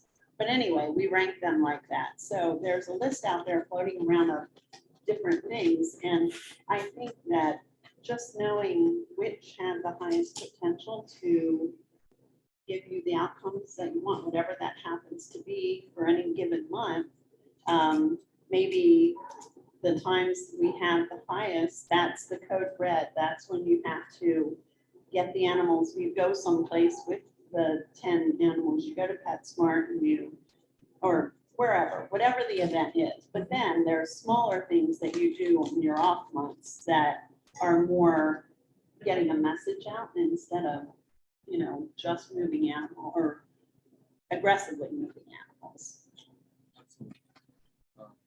And one of the things that I'm definitely bringing to the table is innovating and getting the word out. And events, so when someone asks, hey, supposed to be your day, we're actually having an adoption event planned for this month. I'm saying yes to everything. Someone tells me to stop, I'm going to say yes and try to do everything. But also, it's a level of 250, 200 health examples. Stress levels of the animals also change. So many of them are go to because of that fact. So we have to think about what so that we can get out to those. So we never get to those points. Now, as I from the shelter, walking there, it's quiet. Stress before or after taking a nap. So, number as I'm going to do all of these things.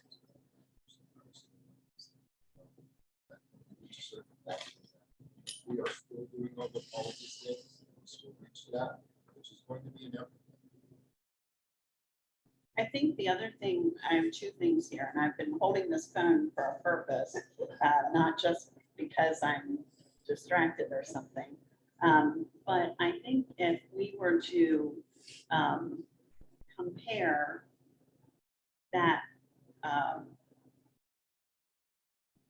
I don't know what to call it, the decision-making when you get to that point where you're considering euthanasia or some other dire activity.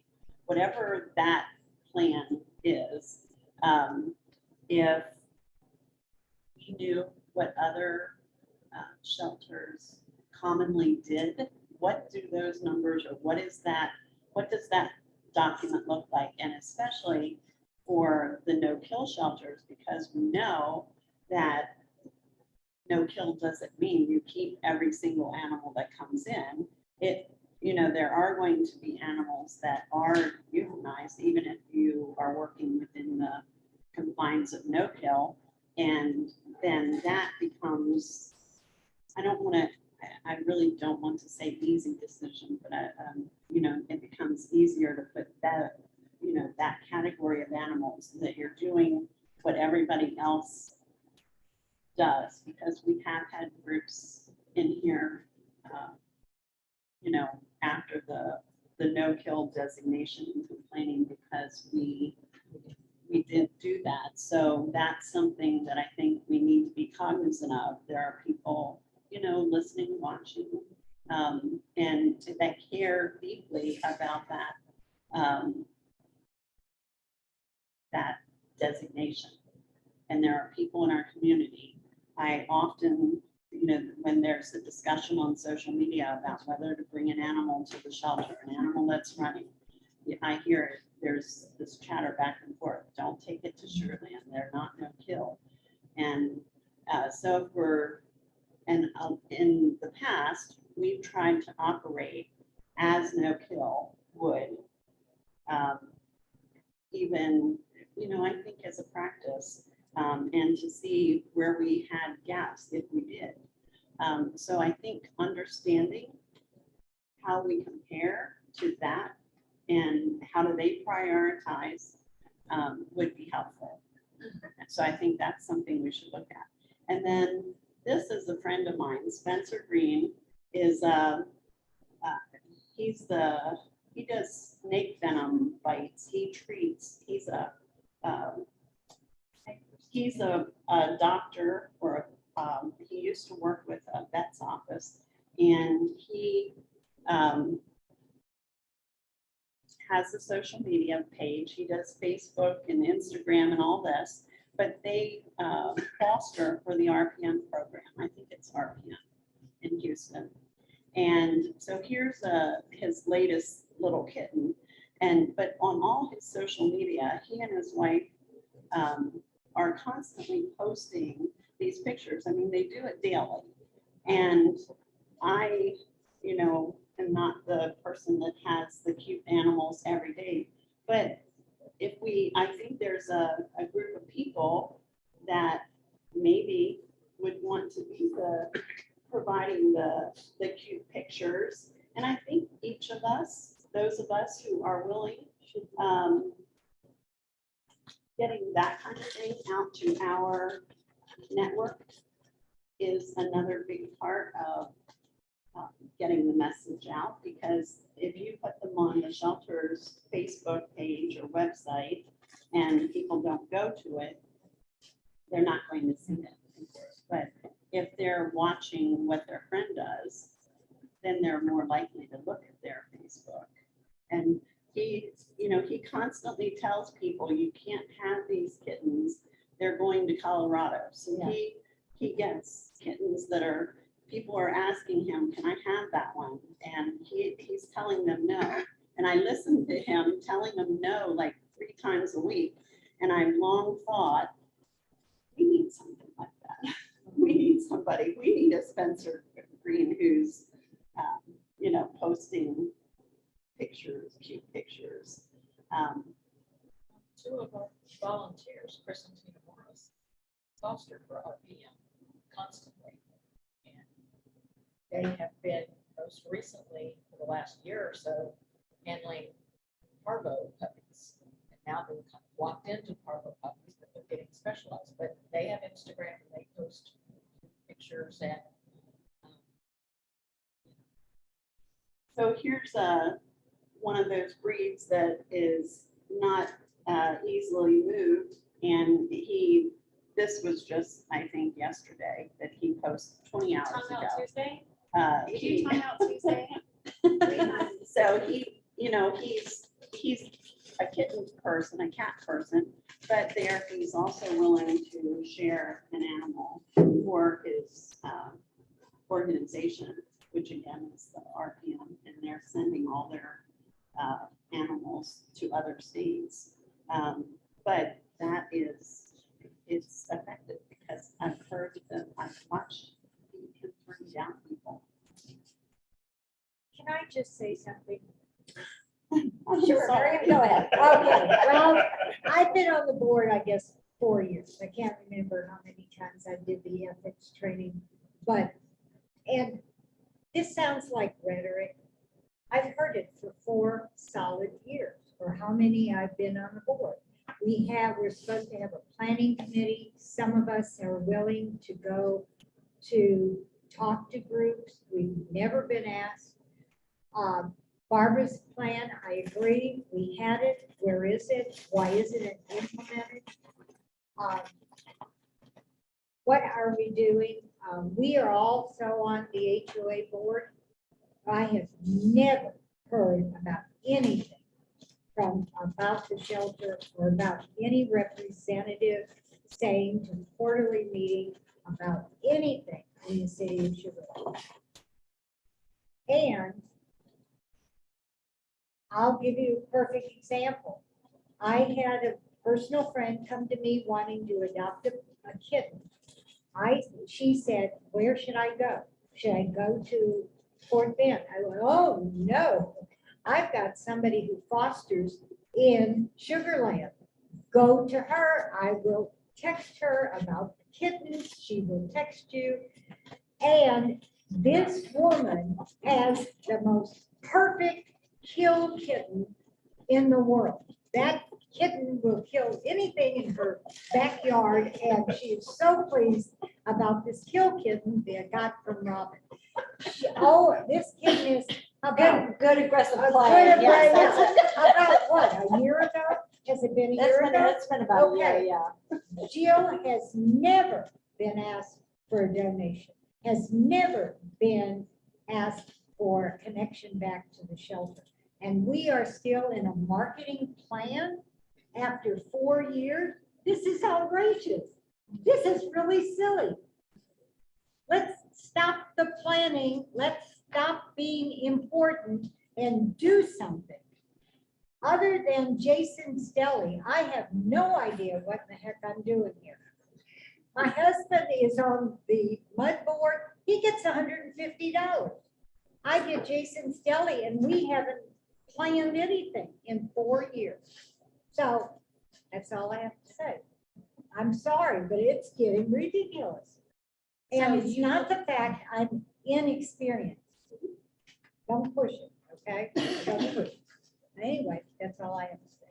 So I will commit to you personally, you will see a marketing plan in the next few months. Well, Like, it will come to you. talk is cheap. And you will see, I Talk is real understand. cheap. I And I'm understand. getting older. Yeah. I- My birthday's in February. Show me one before February. That's gonna be pushing it, but I. Oh, yeah, there we go. There you go. Listen, Yeah, exactly. Which- I got a dandy Getman Terrier, which Dr. Cox knows. I got him, I fostered him in April and I got him in August. And by the end of last year, he became registered as a pet partner, complex animal therapy dog. Plus, he got a pet partner national crisis response team, which is under Homeland Security. Damn it, if I can do it between August and December, it takes you guys 4 years to do a marketing plan? Come on. I mean, we're not even getting paid for this. So let's find out what we're supposed to be doing here. We are willing to help and we see nothing. So, I mean, it's not planting a tree, it's saving lives. And and then there's, I think, a lot of lies. Some of it, we're told by somebody something, and then the truth is, it's the opposite completely. I mean, gosh, we are talking about living things. Well, a tree is a living thing. I mean, if you want to plant a tree, I'm not on the board for Parks and Rec.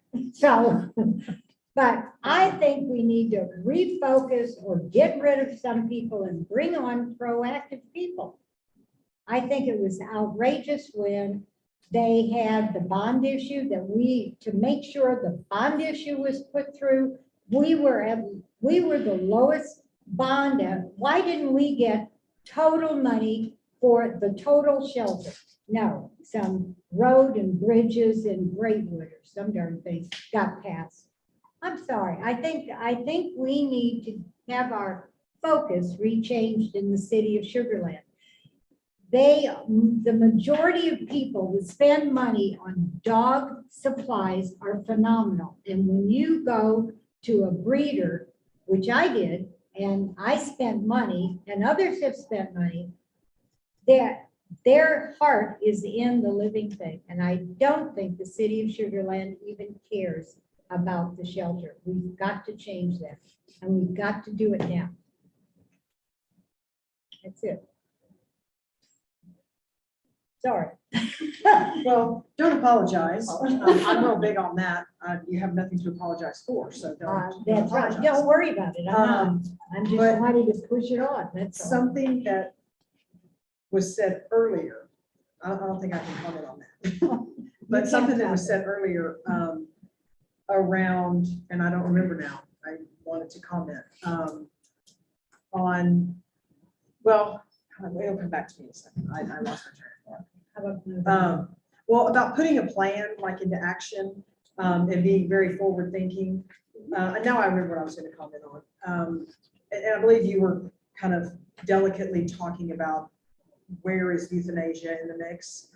I would think it would be helpful to either see for this group, or I know it would be for me, I'm going to speak for everybody else. It'd be helpful for me to see and know, and I don't know if it's something you can share with the public, but what is the threshold where you say, okay, this is a medical case that we're just not going to spend any more money on, or that the quality of care is no longer needed, right?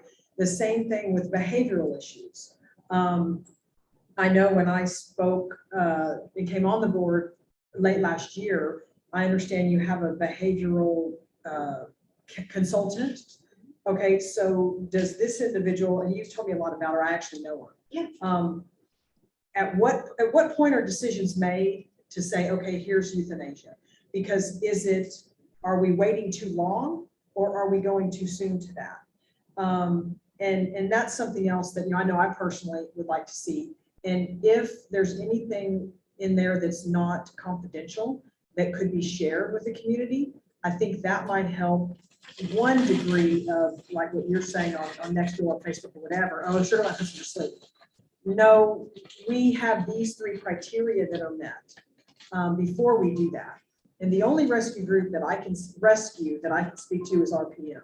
I've been with them for 9 years. I was one of their first people when they started in September of 2013. And I had a foster in the middle of last year that had distemper, and I had to take him and put him down. And I know they're really good about having that threshold. And in that case, they look to the foster, like they relied on me for my feedback and all that. Now, apples and oranges, because you're monitoring them over there in the shelter. But again, at what point are those decisions made? Because that could be something that could be reevaluated and say, okay, again, it's hard for When me. you talk about death and Well, dying it's to hard the for me public, to talk about that. No, that's what I'm asking, but I think it would help with, no, we don't put them to sleep unless they're at this point. I'm asking the question. I'm not suggesting we go out and say we're killing all the animals, but if that's coming up, my point is there's an opportunity in all of this for education. Our community doesn't know. And so we have an opportunity to look at how are we educating them and what message do we want them to hear? That's my point.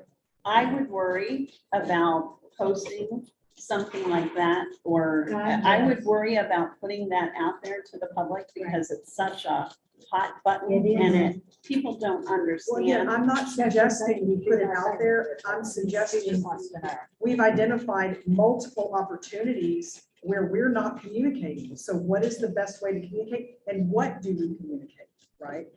That's I the think point I'm making. Yes. that's great. I think. Oh, that's I'm great. not suggesting we go out and say, we kill them when they reach this level. No. But we've all indicated there's an opportunity that we're missing, right? And unless we harness that with forward thinking, which I'm all about, let's do something different because what we're doing, or what you guys have been doing, I'm new, is clearly not working. So how do we change the message? And what do we do? What do we change in our actions and our message is what I'm getting across or what I'm trying to communicate. And so I just want to bring to y'all's attention, 1:55. Yeah, I'm. And I know we have y'all till 2. This is your meeting. I just want to make you aware. We can continue having these conversations. We can review and make sure we're on the same page of what you want us to bring back for the next meeting for discussion. If it's talking about the euthanasia thresholds that we're seeing, like we're happy to bring that back. Is there anything additional outside of what we've already covered that you would want us to bring back for discussion or for benchmarking? I think it would be discussion? helpful to understand, I know you said stray is the predominant reason for those animals, but I think it would be helpful if stray is going to be managed through TNR programs, which aren't set up yet. Maybe it's that's where, where we are going to need to put focus. Or maybe it means that we go on to the second thing, which we could do something about or could work on.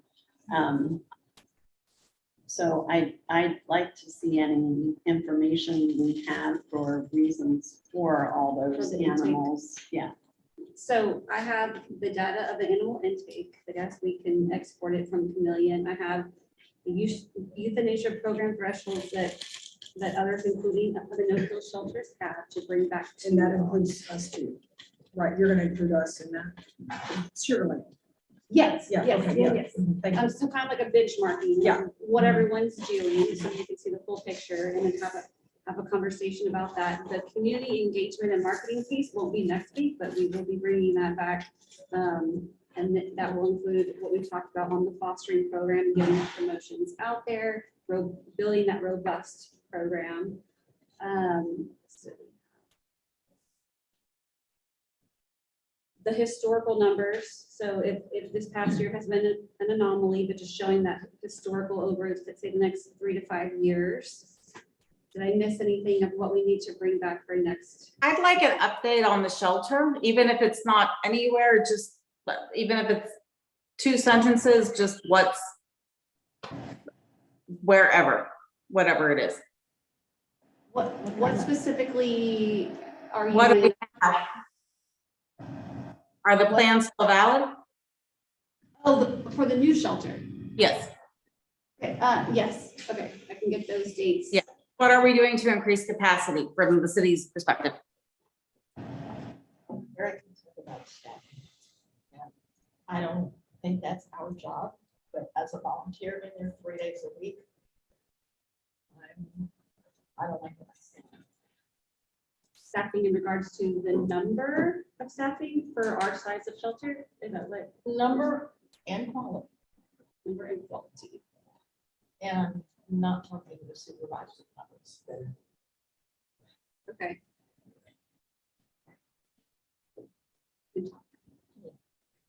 And while it wasn't asked for specifically, I think what you're hearing is members of the board wondering if the shelter is going to be pushed out. What is our goal, or what do you expect of the board in terms of making decisions about actions that can be implemented, as opposed to, I think people are feeling a little bit unused or not understanding what their purpose is, or something like that. So it might be helpful, and this doesn't have to be next meeting, but in one of the next few meetings, it would be helpful for us to understand a timeline, what is expected of us, and if we're going to make decisions on shelter out in the future, what kinds of things are we going to work on before then? And are they going to be useful things? Sometimes, in the past, work at this board meeting has felt like busy work, and members of this board have not felt like what we worked on it didn't move anything along. It was stuff that was already in the plan. Disregarded. So we will be talking about shelter options, future shelter options in the next either February or March. So that will be coming to y'all. The option would include a new shelter, but then as well as some other options. So we will be having those discussions very soon. But then still, what will the board do? Let's say that the shelter was off the table. What are the expectations, or what kinds of things? are we Board working- expectations are separate from the shelter, correct? Yes. And what kinds of things would we, I think that would go far toward helping people feel it. Yes, correct. I have both of those down. Anything else regarding data or benchmarking for next meeting, or anything for future meeting? Any other deliverables? we I know talked John's about? been trying to talk the whole time. I'm willing to wait. We started early on. One of the questions is, what do we do? What are the steps we can take when we approach capacity or go beyond capacity? To really answer that question, we need, I think, to answer the question I tried to ask before, and that is, what is the city shelter obliged to do?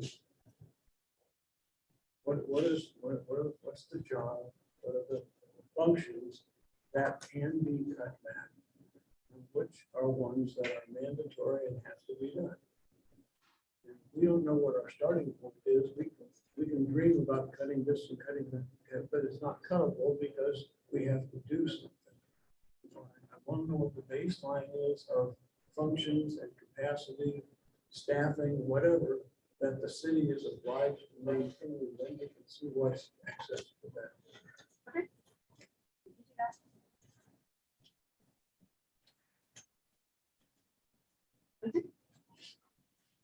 We're done. No, sub director's report, but I'll make it short and sweet, but you've got to move us along. Okay, next, we're gonna go to what I tried to go to a little bit ago. The director's report, and I'm turning it over to Dawn. Yes, okay, so I will make this very, very short. So some concerns that we have received, and I updated y'all on last month as well, but that we're still receiving is the hog complaints. So we are receiving complaints from residents, HOAs and lids. We have been updating the HOAs and lids who are impacted at every 2 weeks with what's being done by staff. We have a hog trapper on contract now, so we have traps set around some locations throughout the city. So just an FYI on that one. We have been, we had a rescue partner who reached out to us with a concern about volunteers reaching out to them on updates for animals that have been transferred to them. Once we transfer the animal, they are under that rescue group's care. There's not enough time in our day for staff to spend tracking every animal that we transfer and get updates on. So that's just not feasible, but that is a complaint that we have received. So I wanted to give you an update on that. We have a meeting scheduled in February. I don't recall the date off the top of my head. I don't think there's a slide for it, but I will send out that information as well. And we will look forward to seeing y'all in February to give y'all all this information that y'all have requested and we look into. And with that, It's the 9th. it's not, Yeah, thank it's you. the 9th. Robin. So February 9th at noon here. And if y'all don't have any questions, or I was happy to answer any questions. Could we also have the, whatever thing you're giving the HOAs to send out, could the board members also have that? So Sure. that we can. Yeah, send that it out? messaging, correct, absolutely. In regards to the hogs? No, in About just In regards about to the whole. foster program? the foster animal. program, so whatever. Oh, sorry, so I'm what glad you you're- asked, I was thinking hogs. I said communications with HOA. No, Okay, so and you're, after you've done your HOA meeting, just, well, the 9th, we may be after it anyway, but Ours is after. yeah, after that, it would be nice if we had that same thing that we could share if somebody wished to share in the community. okay. Anything else? everybody's sharing pictures. This is the cat that Robin sent for adoption to my friend for Halloween. Trick or treat, smell my paws. And that's from Robin's little foster plan into my dear friend who happens to give money. So, and I wanted to show that to him. Well, let her know we have an Amazon wish list. That could be our group. We have posted that on Nextdoor, that wish list, but we posted a link. But I mean, that is something that could go out on some regular basis. It would be really nice for that group of several hundred people, however many it is now, to just, I don't know, to get some updates of material that you're presenting to somebody else, or that you're not creating specifically for them, but that you had to create somewhere else and with an ask of some kind. Because if I only ask them once every 3 years for vetting or every other year about what I do, then there's a year in there that they probably give something if they had an ask. So we just put out messaging to DJ, like that yesterday, but we'll copy it and send it out to all of y'all. That's tied to the Betty White that has our wish list and has additional information, so we can email that to everybody. Is it just Facebook? I Because don't know where all it's been posted, there are people that don't do Facebook. I know. Yes. correct. And you don't see it on the website if you don't go there. Correct. Yeah, We try to revamp our that's a good website point. to access as well. And so So your that can be a marketing conversation plan- at a next meeting, and so just a little homework for y'all, where should we be putting the information out? Because if social media doesn't work and our website doesn't work, there's no way for us to go door to door. So what are some of the suggestions that y'all have of where we should be putting that information? I'll bring the So list that- or give the that'll list to you. After- HR, you should be utilizing FBISD's electronic flyers, because then it goes to the parents, and it goes to some of the kids. And then if the kids see the flyers, then they talk to the parents.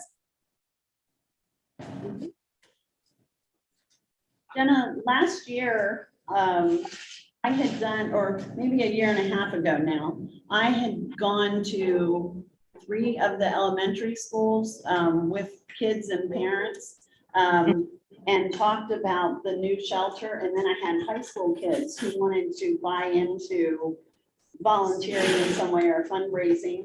But then we slowed things down, and we didn't do anything more with them. But that is, we've done some things in the past with some of the teachers and kids. So that's something I know the city is amenable to doing in the future too. We just have to get back to that. Would be help, should that be necessary.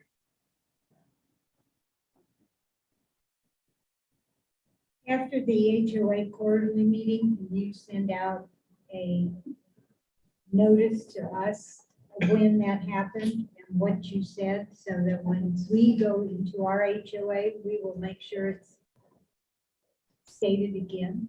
Because no one, the president, no members of our board has ever mentioned that you guys ever did the quarterly meeting.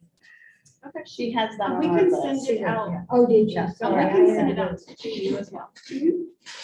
Okay, that's great. That's great. Now, do I have a motion to I adjourn? motion. Second, I second. meeting is adjourned. All right.